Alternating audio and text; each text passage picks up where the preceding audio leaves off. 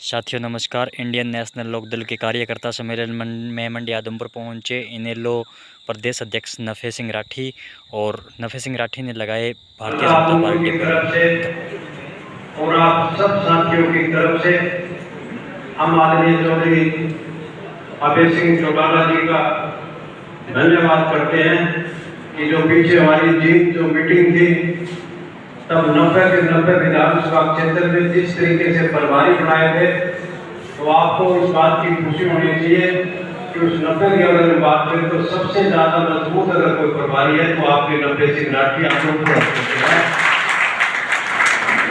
तो मेरा तो आपसे यही है कि इनका ज्यादा समय खराब ना करें, आप इनको पूरा प्रदेश संभालना है।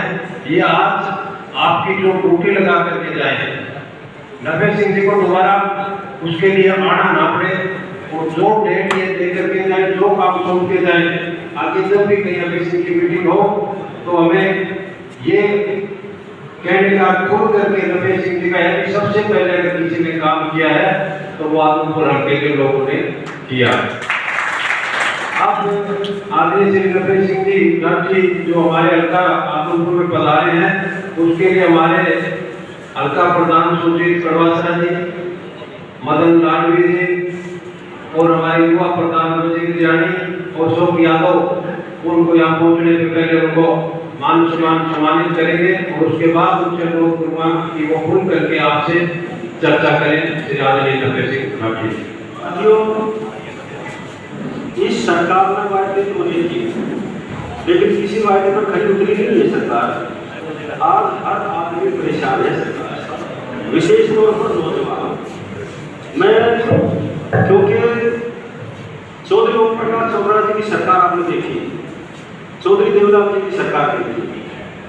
हिंदुस्तान में ऐसे बहुत से कानून हैं जो पहले किसी प्रदेश में नहीं, वो चौधरी देवलाल की सरकार में लागू हुए और चौधरी ओम प्रकाश चौटाला जी की सरकार में लागू। अब उनके पूरे सारे काम में को बहुत लंबा टाइम लग जाए, लेकिन कुछ ऐसे काम चौधरी देवलाल जी ने किए जो दूसरे प्रदेशों में नहीं किए।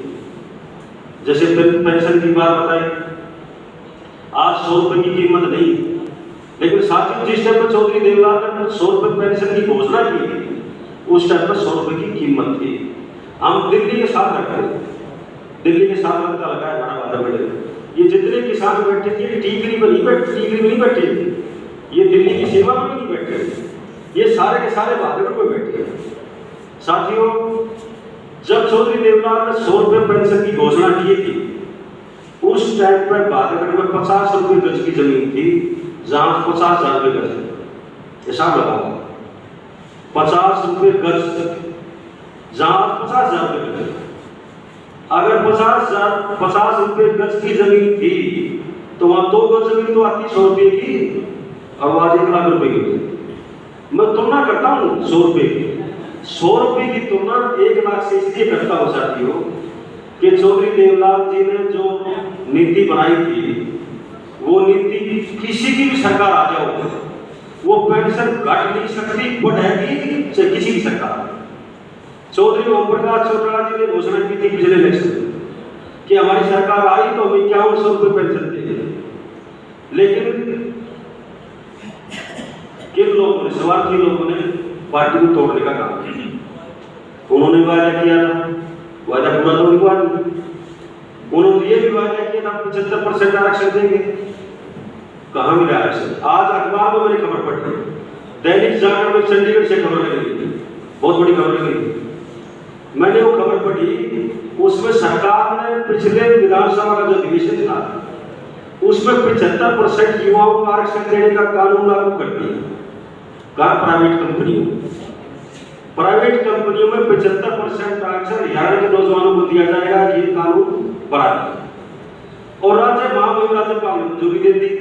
सरकार ने उसका नोटिफिकेशन कर दिया, लेकिन आज वो जो खबर आई हुई है, बहुत बड़ी खबर है, उस खबर में माननीय मुख्यमंत्री जी और डिप्टी मुख्यमंत्री जी, उनके बयान है कि हरियाणा सरकार उन कंपनियों को सब्सिडी देगी जो हरियाणा के 50% नौजवानों को नौकरी देगी। यानी 75 से 50 किलो वैसे आएंगे, और सब्सिडी कितनी देंगे? 48,000 रुपये।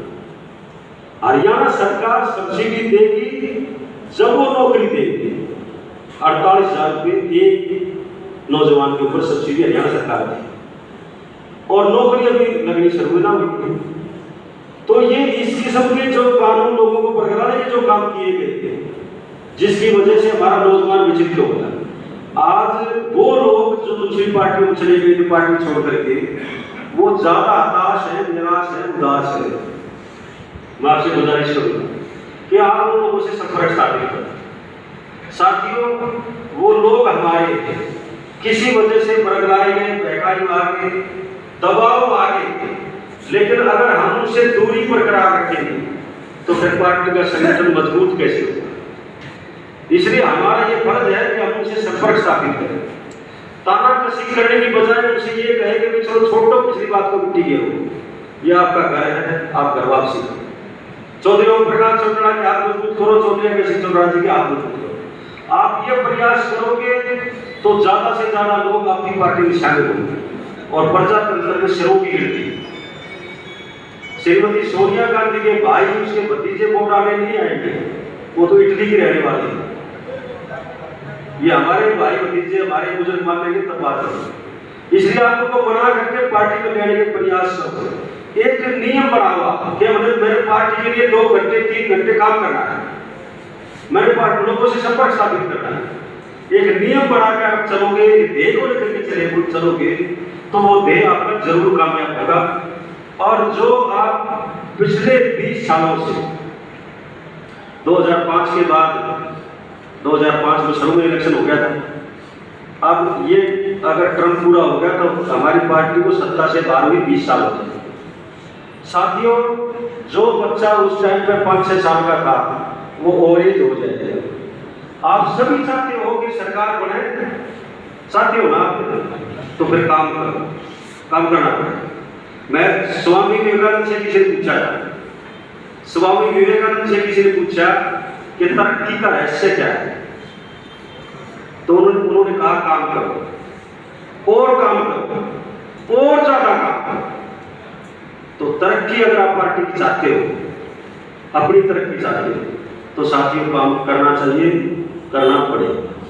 समय निकाल करके आप पार्टी के लिए काम करो, लोगों को जोड़ने का प्रयास करो। विशेष तौर पर नौजवान साथी अब उस सरकार से ज्यादा पिछड़े हैं, उनसे संपर्क स्थापित करो और पार्टी को मजबूत करने का काम करो।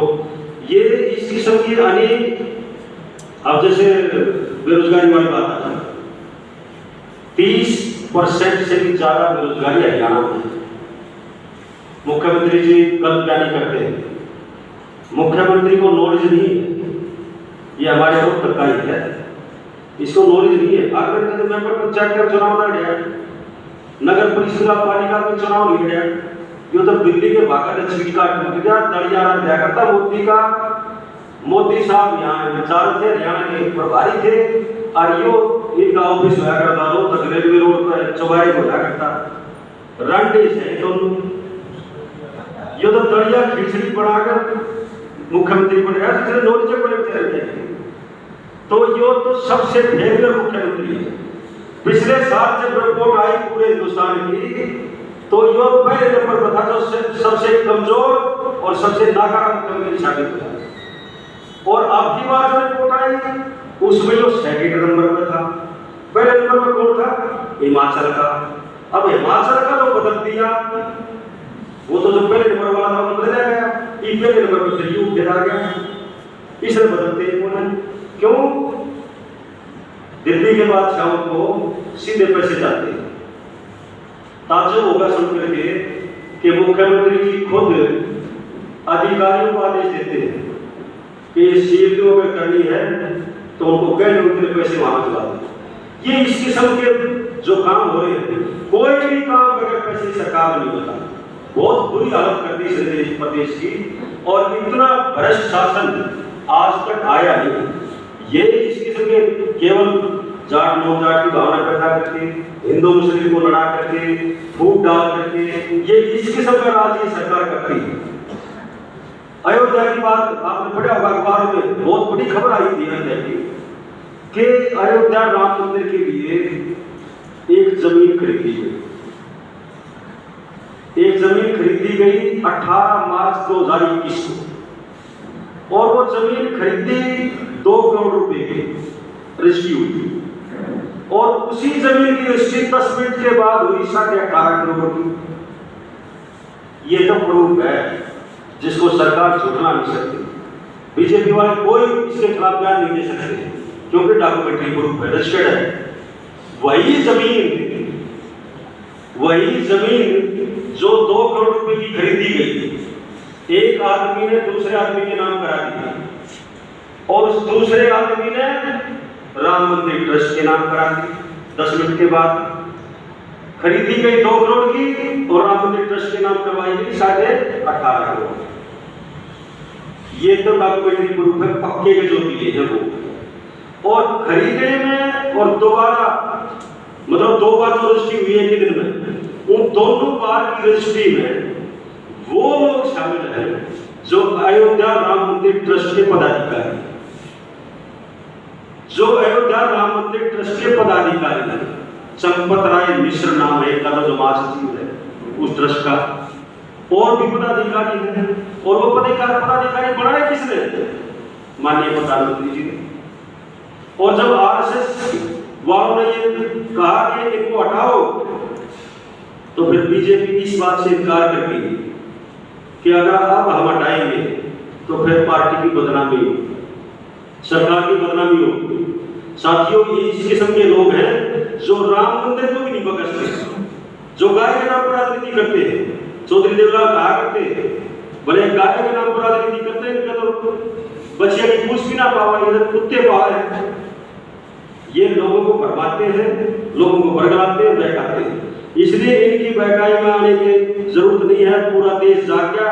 चौधरी ओम प्रकाश चौटाला जी अपने मिशन को लेकर के आगे बढ़ रहे हैं, और भाई अभय सिंह चौटाला जी का जो मिशन है वो पार्टी के संगठन को मजबूत करने का है।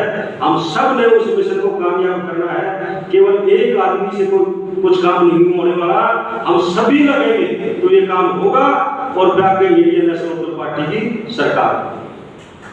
यही आपसे विनती करने के लिए आया था। आपने मेरी बात सुनी, स्वागत किया, उसके लिए मैं आपका बहुत बहुत आभार प्रकट करता हूं। और मैं आशा करूंगा कि ये काम जो पार्टी ने जिम्मे लगाया है वो आप तय समय सीमा के अनुसार कंप्लीट करोगे। आपका बहुत बहुत धन्यवाद। जय।